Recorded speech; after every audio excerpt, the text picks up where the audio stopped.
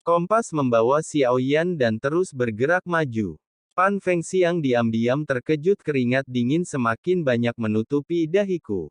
Bukan karena dia takut pada Nizun, tapi takut jika dia lebih ceroboh saat itu di Yumustar, dia tidak berbalik tepat waktu untuk menunjukkan dukungannya kepada Xiao Yan. Saya khawatir keluarga Pan semuanya akan berada dalam bahaya kehancuran. Bertindak seperti ini, hal ini membuat ketiga leluhur semakin yakin bahwa Xiao Yan adalah musuh dari tiga keluarga besar makhluk abadi dan iblis. Kekuatan saya saat ini tidak cukup kuat. Jika kita bertemu Tianxun dan Ning Yao sekarang, Anda juga tidak bisa memaksakan diri untuk melawan mereka. Tianxun tidak takut Ning Yao pandai menggunakan racun, sepertinya saya perlu meluangkan waktu untuk menyempurnakan ramuannya. Bintang ini cukup besar, saya ingin tahu apakah ada resep pil detoksifikasi ilahi. Jika tidak, Anda hanya dapat mencoba membuatnya sendiri. Xiao Yan menutup matanya dan mereka sedang memikirkan dan menghitung rencana selanjutnya.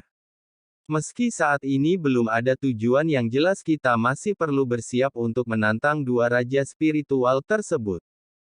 Jika mereka benar-benar menerobos keabadian para dewa di dunia kuno, keabadian dan iblis, itu akan menyusahkan saat Kompas terus bergerak maju. Setelah melambat, dengarkan saja deru orang sebuah gua besar dengan ketinggian ribuan kaki. Setelah Kompas melewati pegunungan, ini terungkap di depan semua orang, ada perisai cahaya berwarna-warni di atas gua, dan di luar perisai cahaya ini ada banyak angka yang menunggu, sepertinya mereka belum masuk ke dalam gua. Mengapa orang-orang ini tidak masuk? Xiao Yan tidak tahu kapan dia membuka matanya. Bertanya, gua ajaib yang berisi cahaya ini sangat aneh. Hanya 50 orang yang diperbolehkan masuk dalam satu waktu. Pasti 50 orang ini, ada binasa di antara mereka atau diusir dari gua ajaib. Hanya angkatan berikutnya yang bisa terus masuk. Jika Anda memaksa masuk ke dalam gua ini, gua itu akan segera ditutup. Itu akan dibuka kembali setelah 100 tahun, Jin Dongming telah memasukinya, jadi saya masih tahu sesuatu tentang itu. Saya enggan berbicara sebelumnya, tentunya setelah melihat sikap mendominasi Xiao Yan barusan. Banyak keraguan tentang identitas Xiao Yan telah hilang, ada ribuan orang berkumpul di sini, 50 tempat diperebutkan dengan sengit, namun dengan kekuatan para senior tidak seorang pun berani melakukan kesalahan. Pan Fengxiang segera berkata, terlepas dari kekuatan Xiao Yan setelah ketiga leluhur muncul, kerumunan langsung berpisah. Jalan orang kuat yang abadi secara alami memiliki hak prioritas. Ketiga nenek moyang Yumustar masih terkenal, jadi mereka semua memberi jalan. Yo, bukankah ini ketiga bersaudara Umustar? Jin Dongming, kenapa kamu masih bepergian dengan dua orang yang dianggap musuh oleh keluarga Ni? Keluarga Ni pasti akan mendatangimu nanti. Kompas pembawa menjadi yang terdepan, bahkan di sini ada hampir 100 orang. Kekuatan jiwa alam Xiao Yan tersapu melihat sekeliling. Yang terburuk di antara ratusan orang di bagian ini adalah Dewa Petarung Bintang 9. Saat Xiao Yan dan yang lainnya sampai di bagian depan, serangkaian tatapan mata yang tidak ramah juga mengikuti. Jika kamu tidak berbicara, tidak ada yang akan memperlakukanmu sebagai orang bisu.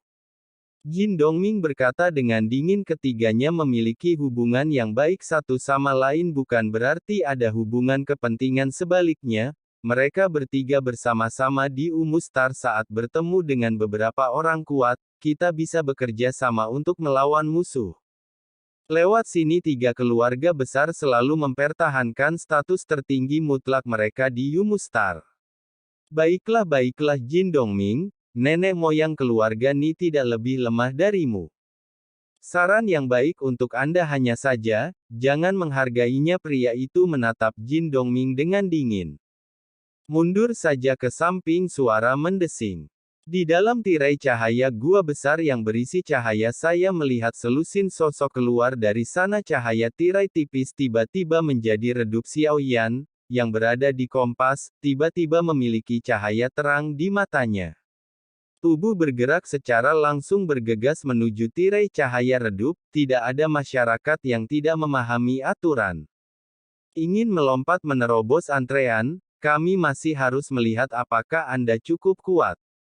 Nafas Xiaoyan langsung terkunci ketika 7 atau 8 sosok mengepung Xiaoyan, 7 langkah Zhensen. Xiaoyan menginjak guntur sangat cepat ambil beberapa langkah berturut-turut, gemuruh kaki besar muncul di udara dan meluncur ke arah beberapa orang. Rasa penindasan yang hebat melanda terlihat keterkejutan di sekeliling, kekuatan yang luar biasa tapi itu tidak cukup. Orang yang berbicara juga melakukan bagiannya. Mereka menuju tidak ada yang bisa masuk ke dalamnya sebelum mereka melakukannya, tirai tipisnya belum sepenuhnya redup, artinya masih ada orang yang belum terjatuh atau tertendang keluar dari lubang besar tersebut. Pada saat ini, segel bintang 7 di antara alis Xiaoyan berkedip-kedip. Guntur yang ekstrim membuat Xiaoyan menjadi sangat cepat dan segera mendekat, pukulannya seperti guntur.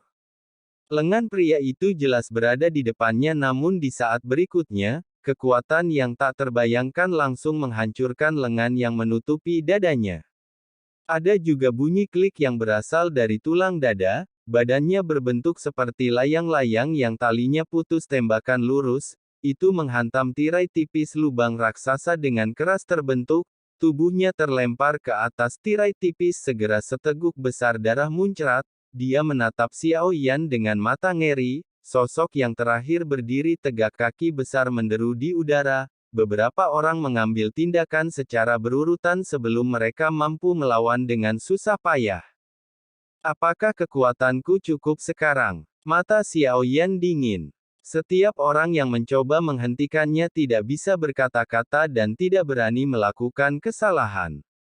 Tunggu. Xiaoyan segera berkata, Pan Fengxiang kemudian dia datang langsung ke depan kerumunan, dari belakang sudut mulut Pan Fengxiang terangkat seolah dia baru saja meninjunya, perasaan ini tidak dapat digambarkan tapi itu sangat keren, Pan Fengxiang bahkan melihat ke arah orang yang berbicara sebelumnya, orang itu telah menghilang dia mungkin sangat ketakutan sehingga dia tidak tahu apakah dia sudah melarikan diri.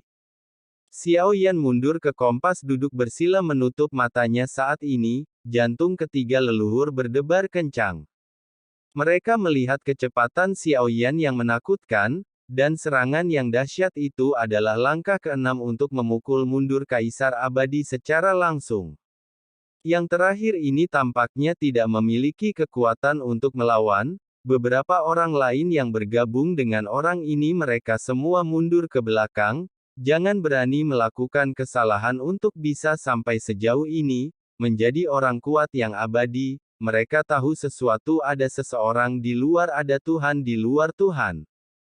Tidak ada yang terkuat secara mutlak, mampu membungkuk dan meregang orang yang ceroboh tidak akan berumur panjang, tidak ada yang mau mati di sini karena persaingan memperebutkan kuota bagaimanapun, mereka mundur mereka yang tersingkir adalah mereka yang lebih lemah. Mereka selalu bisa masuk, saya tidak menyangka ketiga Yumuxing ini akan bergantung pada orang-orang sekuat itu. Dilihat dari caranya, dia pasti berasal dari keluarga besar. Terlalu kuat satu pukulan telah mengejutkan langkah keenam, dan dia tidak berani melawan. Jika masih berani terus memprovokasi langkah keenam itu harus jatuh di sini, daya tarik dari Orde Kuno Dewa dan Iblis sungguh luar biasa. Saya tidak tahu berapa banyak Ordo Kuno Abadi dan Iblis yang ada. Saya mendengar bahwa banyak Ordo Abadi dan Iblis kuno telah lahir. Begitu banyak orang berkuasa yang ingin pergi ke gerbang kuno saya mendengar bahwa, bahkan jika Anda memasuki keabadian Kaisar, Anda akan memiliki sedikit peluang lolos dari kematian. Apa yang ada di sana? Apapun yang ada di sana bukanlah urusan kami. Jika tidak abadi lebih baik tidak melakukan perjalanan ke air berlumpur ini, secara tidak sengaja hidup tidak dijamin.